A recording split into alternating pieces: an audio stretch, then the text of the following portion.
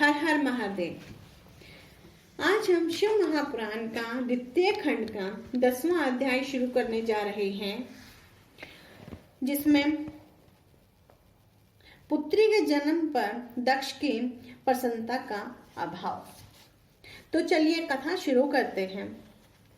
ब्रह्मा जी बोले, हे नारद, देवी सभी रूपम अपनी पुत्री का ऐसा रूप देखकर माता करकवध होकर उसकी स्तुति करने लगी और कहने लगी कि मैं जानती हूँ कि तुम आदि शक्ति तथा सृष्टि की ही माता हो।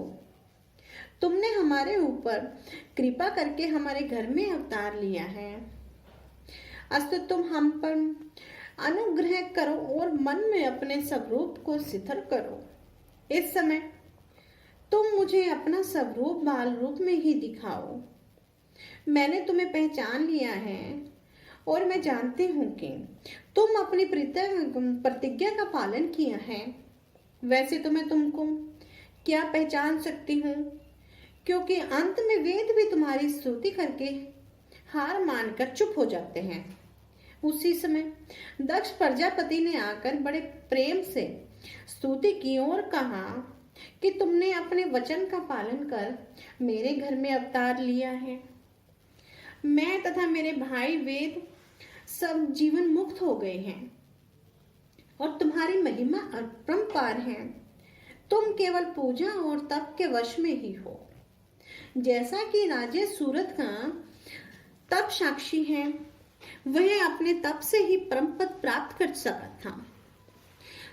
तुम्हारा शुभ और निशुभ ने भी क्रोध एवं वैमनस्य से मन लगाया हो, तो भी वे ध्यान करने के परम गति को प्राप्त हुए हैं।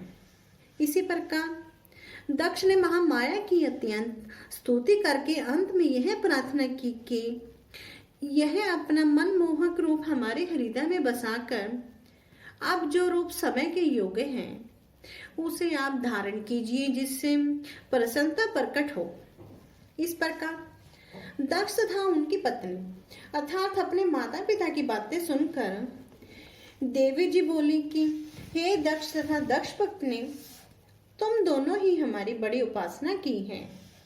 हमने भी वरदान के अनुसार ही तुम्हारे घर में अवतार लिया है। अब तुमको यह उचित है कि तुम जिस प्रकार मुझे शक्ति समझते हो, उसी प्रकार ही विश्वास रखते हुए कभी गर्व न करना। देवी जी इतना कहकर कन्या का रूप धारण कर संसार की रीति के अनुसार ही रोने लगी। तब वह रोदन सुनकर कुल की असंख्य नारियां, संसद बांधियां सब इकट्ठा हो गईं। उन सब ने पुत्री को देखकर प्रशंसा प्रकट की। उस दिन नगर में सर्वत्र प्रशंसा छाई हुई थी। चारों ओर से जय जय नाद गूंज रहा था। दक्ष तथा उसकी पत्नी ने वेद एवं कुल के नियमानुसार सब रीति की कथा तथा बहुत सा धन धान सब रूप बांटा।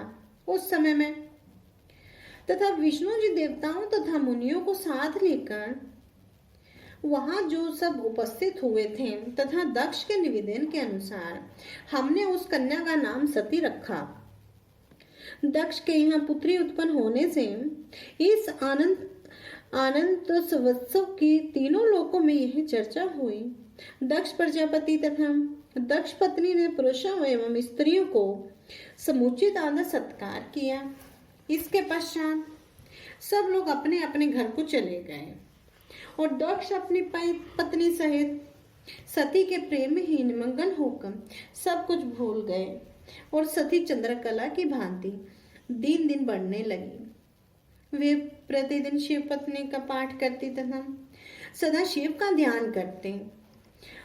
वह पार्थिव पूजन करती तथा माता पिता की प्रसन्नता की ओर से अधिक ध्यान देती, अर्थात उनका शिव में अधिक ध्यान रहता। परंतु इस बात को वे किसी भी प्रकार प्रकट न होने देती। सती इस प्रकार के विचित्र खेलों में मगन रहते। जब सब वह बड़ी हुई तो उनके मुख की कांति धुनी हो गई और उनकी सुंदरता की समानता जो है वो तीनों लोकों में ही कोई नहीं कर सकता था। लक्ष्मी मोहिनी भी उनकी सुंदरता की समानता न करके अंत में पराजय मान गई। हे नारद, इस प्रकार मैंने दक्ष की कन्या का यह संक्षेप में वर्णन किया गया है। यह कथा यहीं पर समाप्त होती है।